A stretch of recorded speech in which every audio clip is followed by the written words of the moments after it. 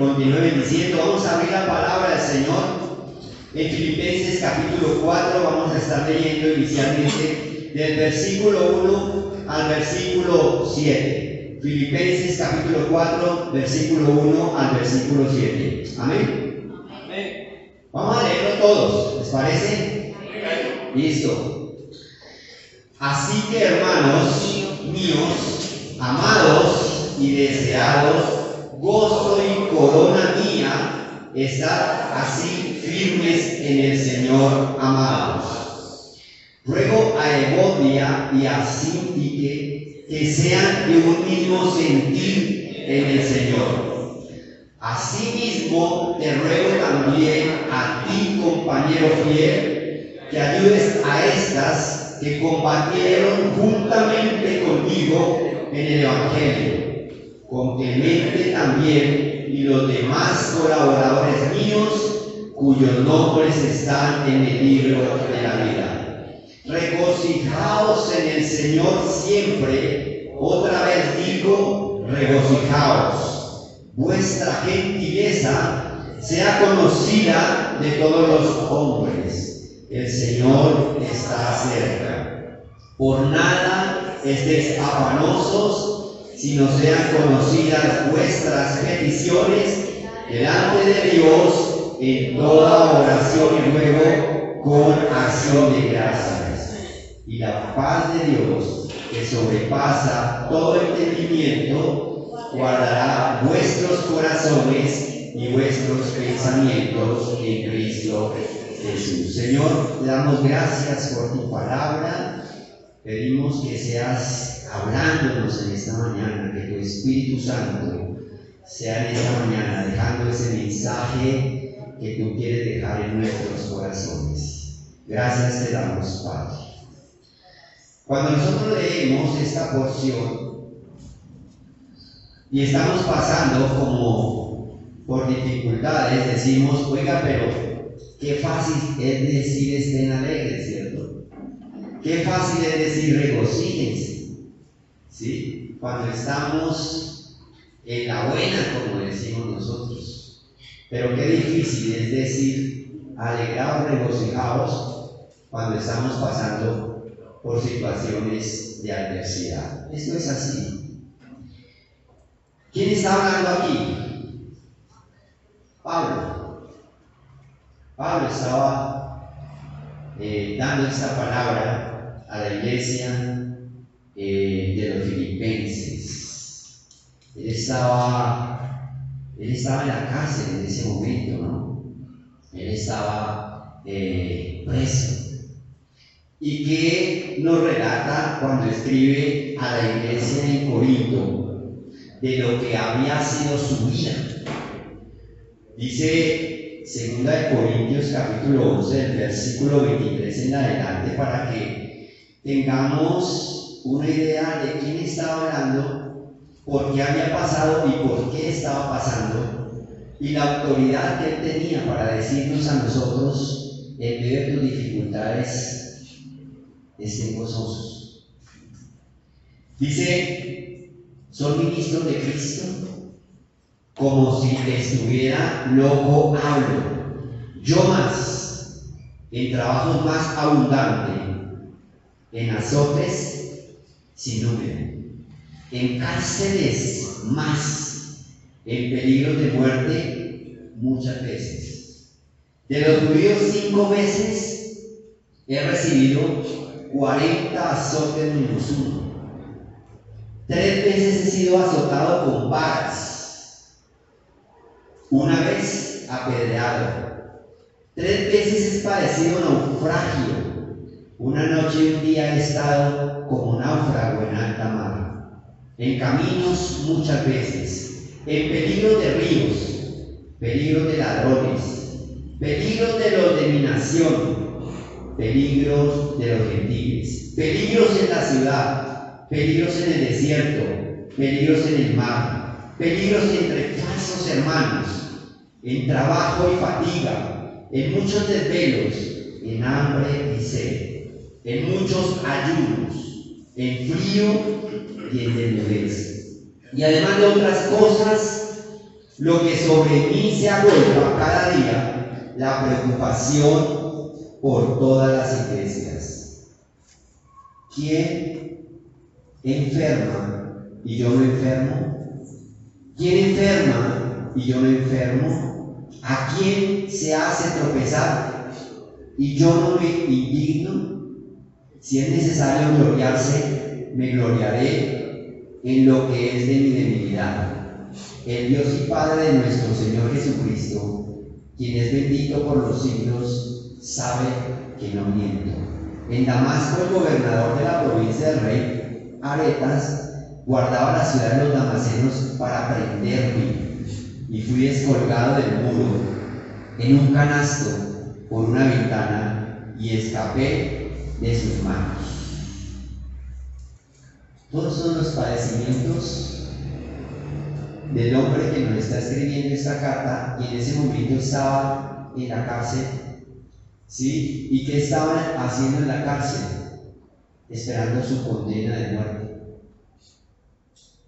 ¿Se imaginan? Estaba en una cárcel romana, estaba relatando a las iglesias, enviando estas cartas, y decimos nosotros: ¿cómo puede un hombre con tanto padecimiento, luchas y dificultades, y estando preso en la cárcel, justamente escribir esa carta?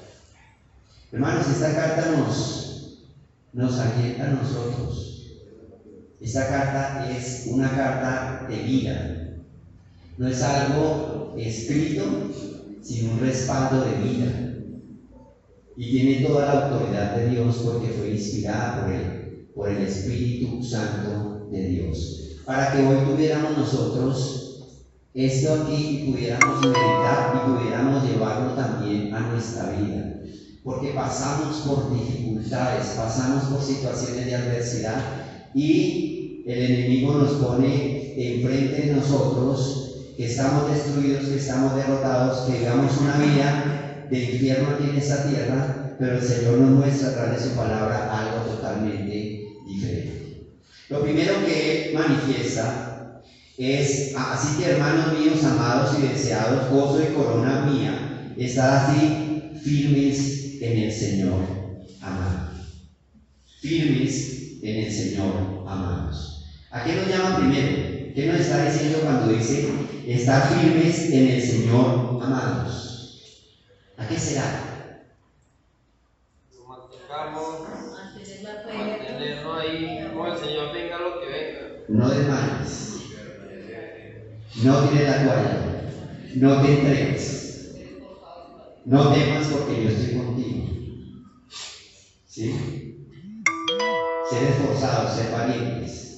En nuestro vocabulario no puede ser la palabra derrotar. ¿Sí? No puede ser la palabra derrotar. Él habla a la iglesia de los Efesios, en el capítulo 6, que lo conocemos todos, acerca de cómo podemos estar nosotros firmes. Y dice: por lo demás, hermanos míos, fortaleceos en el Señor, no en nuestras fuerzas, sino en el Señor. Porque si queremos humanamente mantenernos firmes frente a las situaciones, es posible que podamos caer destruidos, derrotados. Pero nos dice: siempre en el Señor y en el poder de su fuerza.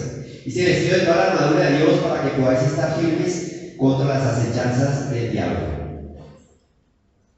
Porque no tenemos lucha contra sangre y carne, sino contra principados, contra potestades, contra los gobernadores de las tinieblas de este siglo, contra huestes espirituales de maldad en las regiones celestes. Nos está diciendo el Señor: primero, tienes que mantenerte firme, ¿cierto?, en el Señor. No en tus fuerzas, sino en las fuerzas que te da el Señor. Segundo, conoce a tu adversario. ¿Sí? Conoce a tu adversario. No es tu esposo, no es su esposa, no es el hermano. ¿Sí? Dice muy claramente que no tenemos lucha contra sangre y carne, sino contra principados, contra potestades, contra los gobernadores de las tinieblas de este siglo, contra huestes espirituales de maldad en las regiones celestes. ¿Sí? Debemos de entender cuál es nuestro verdadero adversario, ¿sí? Para que podamos nosotros tomar toda esa armadura de Dios, ¿sí? Y una vez terminado el día malo, habiendo acabado todo, mantenernos firmes, ¿sí? Y nos da que tenemos todo el conocimiento de esa armadura de nuestro Dios, ¿sí? Ceñidos vuestros lomos con la verdad, mantenernos con la verdad, era ese cinturón, ¿sí? Que mantenía todos esos elementos de guerra, ¿sí? Usados por estos ejércitos, se centraban en ese cinturón, y ese ceñidos para nosotros es la verdad, y la verdad es la palabra de Dios, y la verdad es nuestro Señor Jesucristo. Si trasegamos fuera de esa verdad, pues vamos a ser afectados por esas huestes de maldad de las cuales ya nosotros hemos estado hablando hace un momentito. Con esa coraza de justicia, la coraza cubre el corazón del soldado, ¿sí? Dice la palabra del Señor que sobre toda cosa guardada, guarda tu corazón, porque de él mana la vida. Y es la forma en que podemos mantenernos firmes. No vamos a perder. Primeramente le dice, manténgase firmes. No puedes tirar la toalla, no puedes decir estoy destruido, derrotado. No, manténganos firmes en el Señor y en el poder de su fuerza, ¿sí? Calzados los pies con el apresto del Evangelio de la paz, dispuestos, prestos a llevar esas buenas nuevas. Y ahí incluye el servicio que nosotros debemos de estar prestando en la obra del Señor. No puedo estar lejos de prestar, de servir. Debe ser parte de esa, de todo ese armadura, ¿sí? Que debemos ponernos absolutamente todos para podernos mantener firmes. Dice, sobre todo, tomad el escudo de la fe, ¿sí? Con que podáis apagar todos los dardos de fuego del maligno. Y tiene que ver con la comunión, tiene que ver con la palabra de Dios, tiene que ver con las promesas del Señor, y poder tener esa relación profunda con el Señor para poder creer que lo que está escrito es verdad y se cumple en quienes, en los demás y en mi vida también. Amén. Tomar el yelmo de la salvación. El yelmo de la salvación era lo que protegía esa cabeza, ¿no? Como ese casco fuerte que protegía la cabeza, ¿sí? Esa parte vital donde se originan nuestros pensamientos, donde de ahí viene todo el orden de nuestra vida. Y tiene que ver que por encima de cualquier cosa que podamos estar viviendo, debemos mantenernos firmes, sabiendo que el Señor Jesús hizo la obra de la cruz del Calvario, y por eso yo soy salvo. El yelmo de la salvación. La espada del Espíritu, que es la palabra del Señor, es esa Espíritu está que debemos tener siempre presentes frente a todas las acechanzas del enemigo, y culmina con la oración en todo tiempo. Entonces, lo primero que nos habla es de mantenernos firmes, nos lleva al escrito de la iglesia en Éfeso, y encontramos nosotros que nos mantenemos firmes en el Señor cuando nos apropiamos de todas estas elementos que componen la armadura de Dios, para que podamos estar firmes y una vez terminado ese día malo podamos cantar victoria. Todo esto se resume en comunión con nuestro Dios, comunión plena con nuestro Dios, relación con nuestro Dios, no alejarnos de nuestro Dios, acercarnos a Él cada día, buscando esa presencia y asirnos de todo este andamiaje de armadura para que podamos nosotros mantenernos firmes. Es la forma en que no tiramos la toalla. Pero ¿qué nos dice en segundo lugar? ¿Sí? Bueno, habla de sus amigos, habla que son corona, ¿cierto? Habla de la unidad, de un mismo sentir en el Señor, está hablando a la iglesia, de los filipenses, y tiene que ver también con que tengamos un mismo sentir en el Señor, que sepamos que somos el cuerpo de Cristo, que sepamos que somos estos elementos del cuerpo de Cristo, que somos necesarios, importantes, ¿sí? Y que debemos cumplir nuestras funciones dentro del cuerpo de Cristo.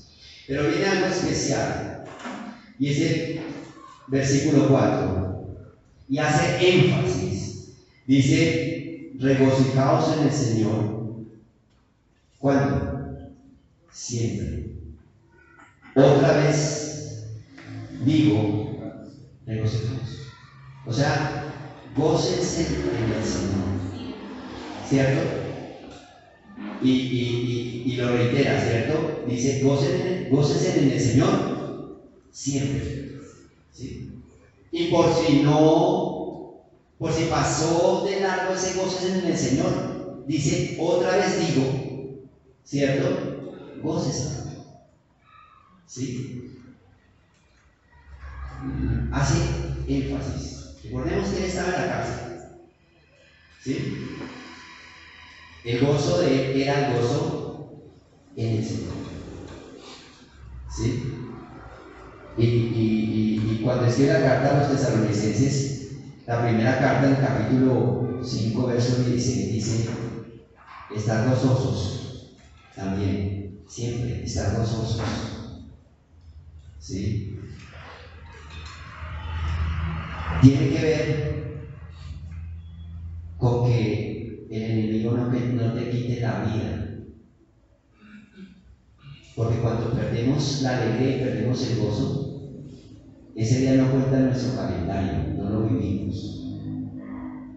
Pero vamos a mirar que no es un gozo que proviene de la emoción, ¿no? Como cuando llega diciembre, ¡ay!, todos alegres, felices, pero saben que llegó enero. Y llegan las cuentas de lo que gasté en diciembre. No es un gozo de cuando sale una vacaciones, ¿cierto? Qué rico cuando sale una vacación, anhela uno salir a vacaciones.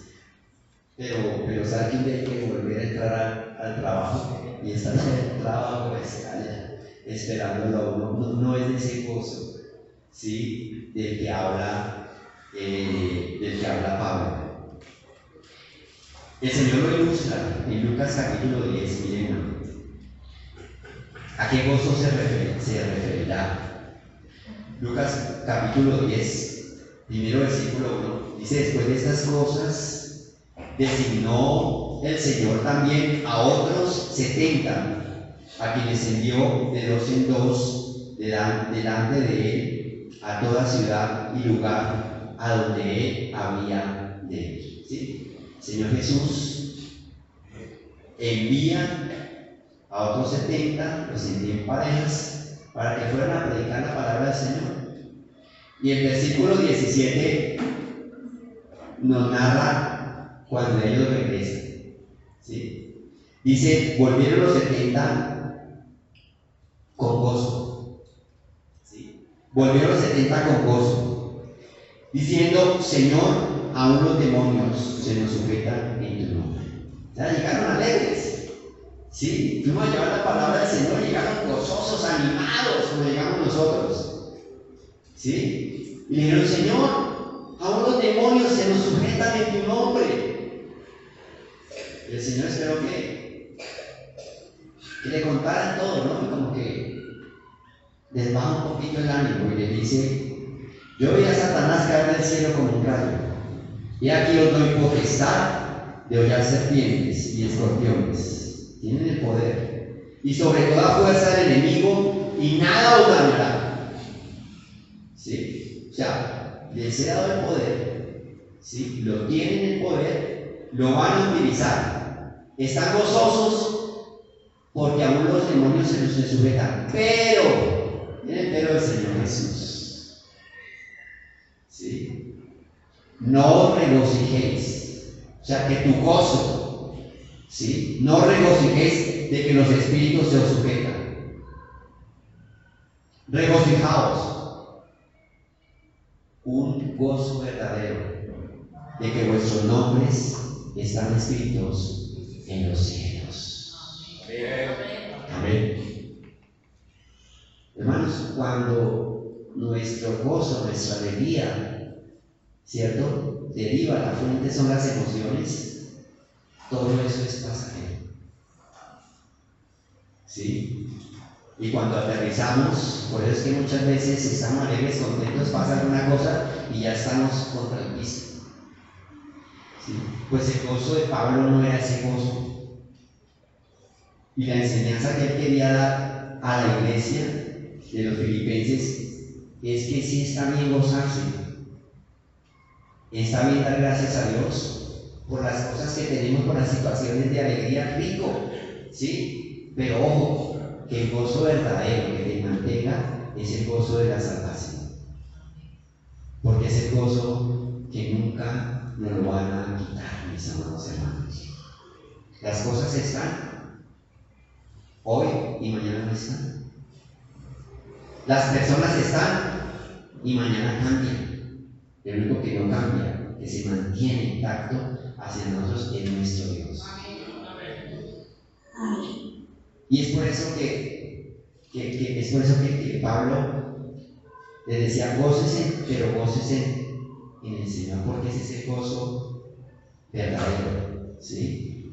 Recordamos nosotros en el Salmo 51 a David, el versículo 8 en adelante dice, estaba pasando, ¿cierto?, por ese momento en donde reconoce su pecado allí con Betsabé, ¿sí?, que sentía sus huesos que se habían secado, ¿sí?, y le dice al Señor: hazme oír gozo y alegría, y se recrearán los huesos que has abatido. Esconde tu rostro de mis pecados y borra todas mis maldades. Cread mío, Dios, un corazón limpio y renueva un espíritu recto dentro de mí. No me eches delante de ti, no quites de mí tu santo espíritu. Vuélveme el gozo de tu salvación. Amén. Qué hermoso, ¿no? Un rey que cae, un rey que no pide: reintégrame como rey, que me mire como rey, sino le dice al Señor: no me eches delante de tu presencia y devuélveme el gozo de la salvación. Hermanos, ese gozo es permanente, ese gozo no nos lo quita, ese gozo no está supeditado a que el tiempo pasó y ese gozo salió de nosotros, ese gozo está ahí. ¿Se recuerdan al profeta Habacuc? ¿Sí? Fue testigo de la maldad de su tiempo, profetiza la invasión y la destrucción de Jerusalén a manos de los babilonios. ¿Sí? Al ver que el justo sufría y que una nación idólatra como Babilonia invadiría su pueblo, le pregunta a Dios: ¿por qué no lo escucha? ¿Y por qué permite tanta maldad? ¿Sí? Señor, ¿por qué vas a permitir que un pueblo pagano nos invada a nosotros y nos lleve presos? Y después de toda la disertación, puede confesar: Jehová está en su santo templo, calle delante de él toda la tierra. ¿Sí? Y mire con lo que culmina: aunque la higuera no florezca, ni en la vid salga frutos, aunque falte el producto del olivo, y los labrados no den mantenimiento, y las ovejas sean quitadas de la majada, y no haya vacas en los corrales, con todo yo me alegraré en Jehová. Con todo yo me alegraré en Jehová, y me gozaré en el Dios de mi salvación. Y me gozaré en el Dios de mi salvación. Jehová, el Señor, es mi fortaleza, el cual hace mis pies como de ciervas, y en mis alturas me hace andar. No importa que se acabe todo el sustento económico. No importa que no tengamos nada. ¿Sí? Así, con todo yo me alegraré en Jehová y me gozaré en el Dios de mi salvación. De este gozo era que Pablo estaba hablando a la iglesia de los filipenses. Un gozo que si pasan cosas, si pasan situaciones, no importa, con todo yo me gozaré en Jehová. Con todo me gozaré en el Dios de mi salvación. Amén. Bueno, hemos visto entonces, recapitulemos, estar firmes y regocijados en el Señor. Amén. Volvamos a ver qué es lo que más dice.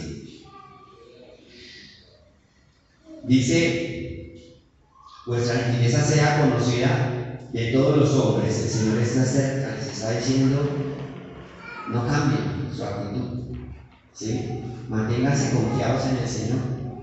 Hemos visto cómo cambiamos cuando estamos en medio de las situaciones de adversidad, ¿cierto? Cómo muchas veces no queremos ni que nos saluden, ni que nos hablen, ni que nos digan absolutamente nada.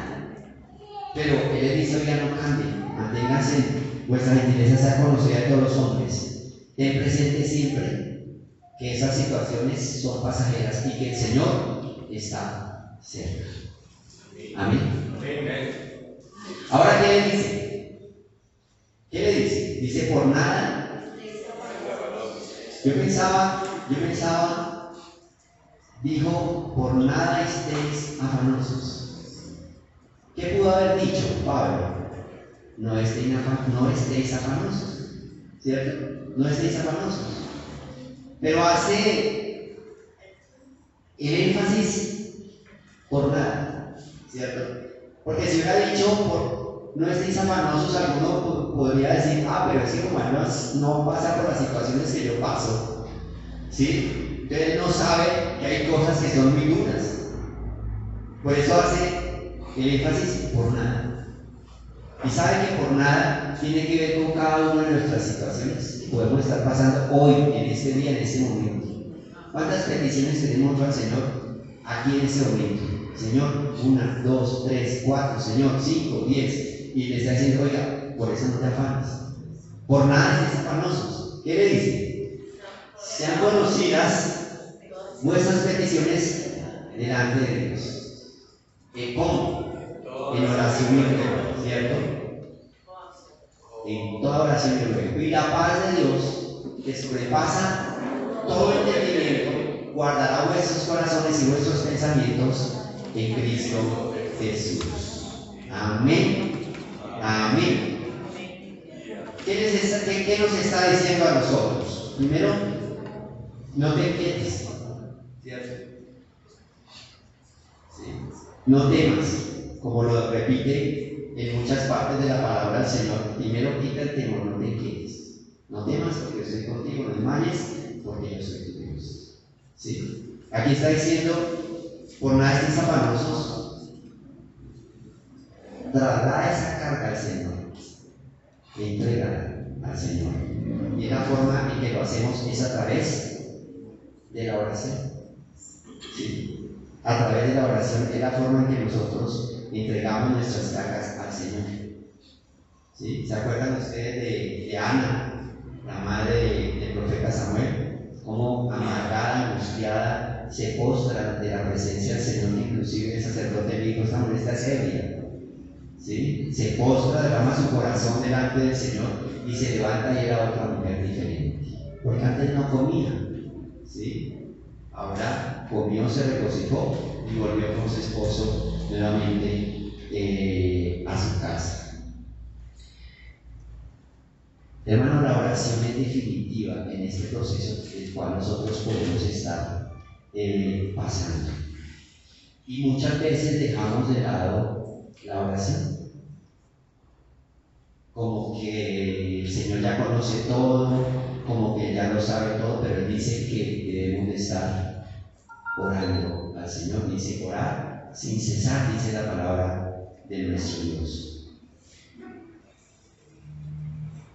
Los peros que encontramos nosotros de por qué el enemigo no puede cumplir sus propósitos, los peros están precedidos de la oración.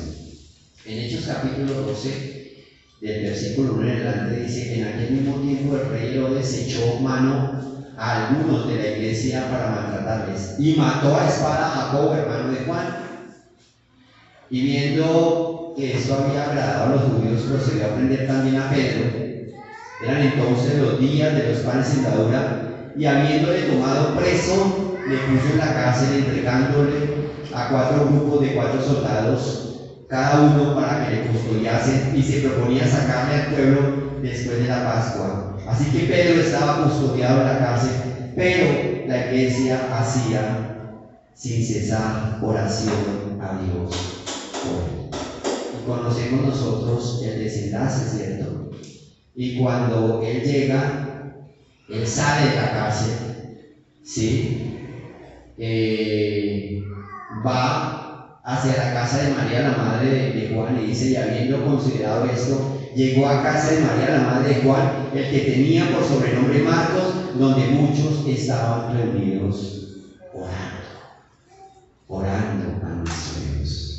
Hermanos, en situaciones por las que pasamos nosotros, no es desesperación, es oración.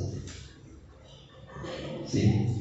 Es dejar el desespero y es poder clamar a nuestro Dios, y es lo que Pablo está diciendo. No estén afanosos, ¿cierto? Pósense, oren y entreguen la carga a nuestro Dios. ¿Y qué trae como resultado? ¿Qué dice la palabra del Señor? ¿Qué trae como resultado?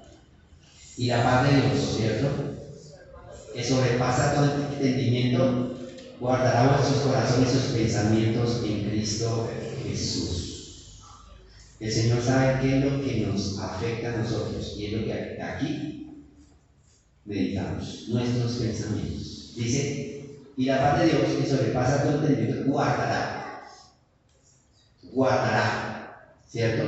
Guardará vuestros pensamientos. Ustedes conocen la tortuga y su caparazón, ¿sí? ¿Qué hace la tortuga cuando ve que viene alguien? Se mete en su caparazón porque sabe que allí está a salvo. ¿Sí? Pues hermanos, eso hace la paz de Dios en nosotros. La paz de Dios es como ese caparazón que guarda nuestro corazón y nuestros pensamientos en Cristo Jesús. Esa paz de Dios es lo que permite que aquí no estemos cavilando el mismo pensamiento, ¿sí? Que no nos deja vivir, que no nos deja gozar del día. Eso hace la paz de Dios cuando nosotros entregamos nuestras cargas al Señor en oración. Y la paz de Dios, que sobrepasa todo. Pero si estás pasando por esa dificultad, yo te veo tranquilo. Es una paz que es de Dios, no es la paz del hombre, no es la paz del mundo. Jesús dijo: mi paz os dejo, mi paz os doy, mi paz, no la paz del mundo. Y esa es la paz que disfrutamos nosotros cuando entregamos nuestras cargas ante el Señor. Muchas veces ni dormimos, muchas veces ni comemos, muchas veces no disfrutamos. ¿Por qué? Porque ahí está el pensamiento. Pero esa coraza que se llama la paz de Dios guarda nuestros corazones, nuestros pensamientos, está blindándonos a nosotros ¿de qué? De que esos pensamientos nos hagan daño a nosotros. Hermanos, el control lo tiene Dios. Se nos salen de nuestras manos muchas cosas. Quisiéramos muchas cosas, tener y creer y ya, que solucionar ya. Pasé una hoja de vida y la pasé, y a los 10 minutos me están llamando. No es así.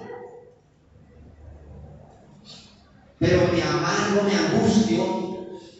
Y el Señor nos dice: disfruta de la paz que yo te doy y entrégame tus cargas, Porque si tú no tienes el control, yo tengo el completo control y el poder para resolver cualquier situación.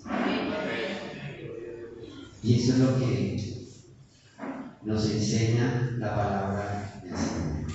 ¿Qué más dice? Dice, por lo demás, hermanos, todo lo que es verdadero, todo lo que es honesto, todo lo justo, todo lo puro, todo lo amable, todo lo que es de buen nombre, y si hay virtud alguna, si algo digno de alabanza, ¿qué? En esto pensar. Pero es que no me puedo sacar el pensamiento de la cabeza que me afana, que me angustia.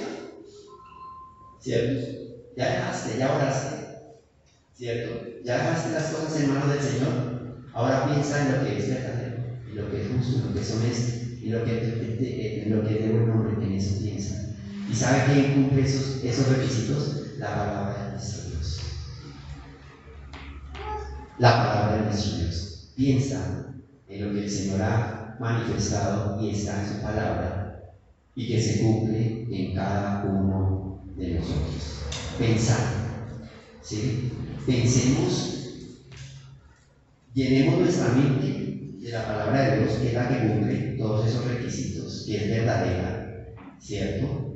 Que es justa, que es pura, ¿sí? Que es amable, que es de buen nombre, si hay virtud alguna, digno de alabanza, en esto pensar. ¿Sí? Ustedes, todos yo no sé, hemos leído el Salmo 121, ¿cierto? Para que el salmista estaba en una situación bastante difícil, ¿sí? Y esto en esto pensar tiene que ver con lo que mantenemos aquí en nuestra cabeza. ¿Sí? O sea, si a todo momento estamos pensando en la situación, en la adversidad, en la enfermedad, en que no tengo, en que no puedo, en que viene mi condición, pues seguramente nos vamos a repetir. Y es por eso que el salmista inicia: alzaré mis ojos a los montes. ¿Y qué es lo que él habla? ¿De dónde vendrá mi socorro? Mi socorro viene de Jehová, que hizo los cielos. No da tu pie al resbaladero, ni dormirá que te guarde, ¿cierto? No da tu pie al resbaladero, ni dormirá que te guarde. He aquí, no se adormecerá ni dormirá que guarda a Israel. ¿Qué estaba confesando él? ¿Sí? Jehová es tu guardador. Jehová es tu sombra a tu mano derecha. El sol no te fatigará día ni la luna de noche. Jehová te guardará de todo mal. Él guardará tu salida, tu entrada, ¿cierto?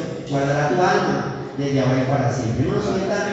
Démonos cuenta que no fija su pensamiento en qué, en la situación del problema, sino en quién es Dios y lo que Dios hace por él. Y es lo que Pablo dice: en esto piensa. Piensa en quién es Dios. Conócelo, vívelo. Y conoce qué hace en tu vida.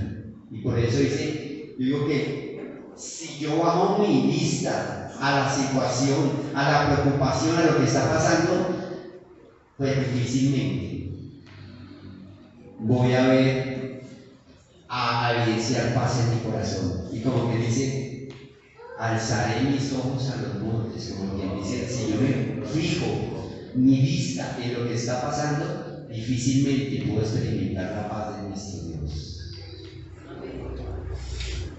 Y era lo que Pablo estaba manifestando.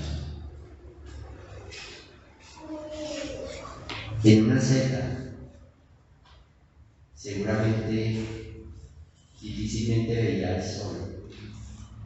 Difícilmente podía degustar un alimento apetecible y agradable, ¿sí?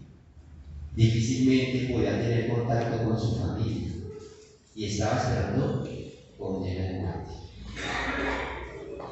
Y por eso nos dice: en esto es lo que deben llenar su cabeza en esos momentos en que están pasando por la adversidad. En esto pensar. ¿Y sabe qué más nos dice? Dice: lo que aprendisteis y recibisteis y oísteis y visteis de mí, esto haced, y el Dios de paz estará con vosotros. Les traduzco en otras palabras: obedezcan eso, vívanlo, cúmplanlo, háganlo. ¿Sí? Y esa paz de Dios estará con vosotros. Si lo escuchas, entra por acá y sale por acá, difícilmente vamos a poder experimentar esa paz de nuestro Dios. Por eso les dice: lo que aprendisteis, recibisteis y oísteis y visteis de mí, esto haced. Hermanos, nos llama a que veamos esta palabra para mí, porque la conocemos. Que sea mi vivencia, que pueda evidenciarla en mi cotidianidad, ¿sí? Y como resultado, pues esa paz que anhelamos estará con nosotros. Ya para terminar, ¿qué más dice? Nos dice: de gran manera me gocé en el Señor, de que ya al fin habéis revivido vuestro cuidado de mí, de lo cual también estabais solícitos, pero nos faltaba la oportunidad. No os digo porque tenga escasez. Y el otro: he aprendido a contentarme cualquiera que sea mi situación. ¿He aprendido a qué? He aprendido a contentarme cualquiera que sea mi situación. Hermano, qué hermoso para mí. Cuando estaba meditando en esta palabra, eso me tocó mucho. ¿Sí? Porque primero dice: aprendí. ¿Sí? No es algo de lo cual tenemos el pleno conocimiento, sino dice: yo aprendí. ¿Sí? Y a veces decía: Señor, enséñame, siendo rey, enséñame, Señor. He aprendido a contentarme cualquiera que sea mi situación. Estaba en la cárcel y me estaba diciendo: gócense, alegres. ¿Sí? Había aprendido a recibir las cosas como las escribió a la iglesia en los Romanos. Mas sabemos que todas las que ama a Dios, y esto es a los que conforme a sus propósitos son llamados. ¿Quién estaba allá en la cárcel? Y dijo: aprendí, ¿cierto? A contentarme, no importa cuál sea mi situación. Y debemos aprender esto. Yo debo aprender eso, mis hermanos. Porque muchas veces llegan las cosas y lo primero que hacemos es renegar. Es echarle la culpa a Dios o a la persona que esté al lado, a la familia, ¿cierto? Pero yo estoy contento, no importa cuál sea mi situación. ¿Por qué? Porque aprendí a hacer. ¿Sí? Y eso es lo que necesitamos decirle: Señor, enséñame. Quiero aprender de ti.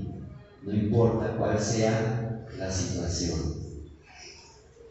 Él tenía algo muy claro y lo describe, y con eso terminamos. En la misma carta que escribió a los Filipenses, capítulo 3, versículo 7, dice: pero cuantas cosas eran para mi ganancia, las he estimado. ¿Por qué? Para de Cristo.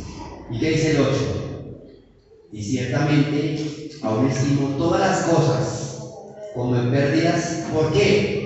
Por la excelencia del conocimiento de Cristo Jesús, mi Señor, por amor del cual lo he perdido todo y lo tengo por basura. ¿Para qué? Para ganar a Cristo. Amén. Amén. ¿Cuál era la excelencia para él? he sufrido, he padecido, ¿cierto? Me han latigado, he estado en toda clase de situaciones, ahora estoy en la cárcel y espero una condena de muerte, ¿sí? Pero eso no importa nada, porque lo más grandioso es ganar a Cristo. Amén. Hermanos, esto nos hace pensar diferente frente a nuestras situaciones. Nos hace reflexionar frente a todas las cosas que nos pasan y muchas veces renegamos y nos alejamos de Dios y le echamos la culpa a Él. Él dice: lo perdí todo, lo he por basura, pero también tengo algo excelso, sublime, superior, y es poder tener el conocimiento y ganar a Cristo. Amén. Vamos a orar al Señor.